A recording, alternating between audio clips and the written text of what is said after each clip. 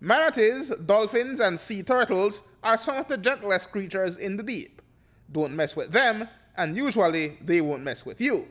But sometimes, interaction between humans and these creatures is unavoidable and occasionally violent.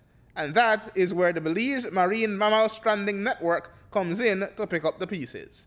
Its monitoring shows that fatalities involving manatees have been on the rise in recent years, and public cooperation is needed to reverse that trend. There have been drastic increase in manatee mortalities. For instance, in 2015, they had 44 manatees. The year before, there was 30-something. And in 2016, however, there was a decrease, mainly to the increased effort that we've been putting in monitoring boats, working with tour operators, just trying to put methods in place to try and alleviate some of the threats that have been presented to these animals. However, we are already at 14 for this year, mainly because we lost a lot of the effort that we put in last year due to the hurricane. The signs have gone down, and the efforts need to be reinstated again. So we are going to increase, put the signs back in place, and continue to work with these boat operators to try and get a hold of the situation, because 14 already is quite a steep number to have already racked up in such a short time. The 3-day workshop underway in Belize City has the purpose of re-establishing the network, which now involves NGOs in outposts from Corozal to Toledo. Biologist Kira Castillo, a founding member who works in the Hull-Chan Marine Reserve off Ambergris Key, speaks to its importance. The network has certainly helped to add support to the capacity of different organizations that are member organizations to address stranding issues. One has happened in the past that it went dormant for a while the members were still active in their different organizations.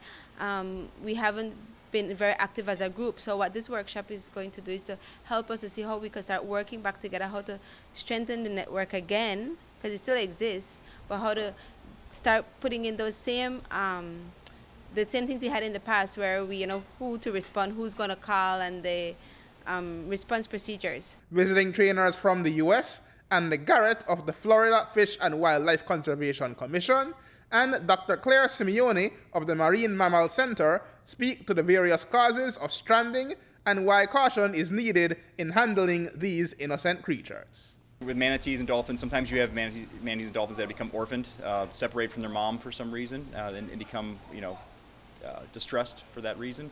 Dolphins can also ingest things, manatees can ingest things that can cause them to strand.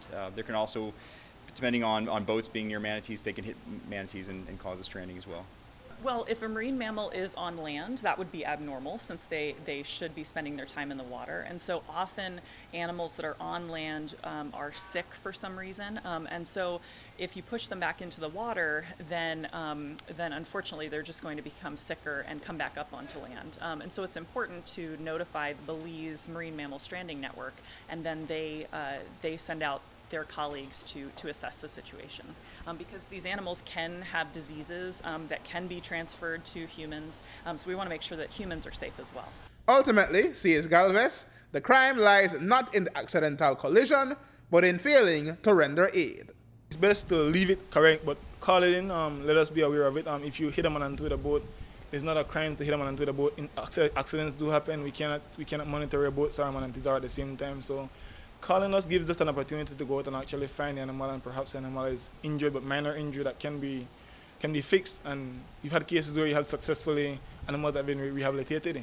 But when you leave the animal out there with an injury, there's no aid. It leaves it to suffer and eventually die. Aaron Humes reporting for News 5.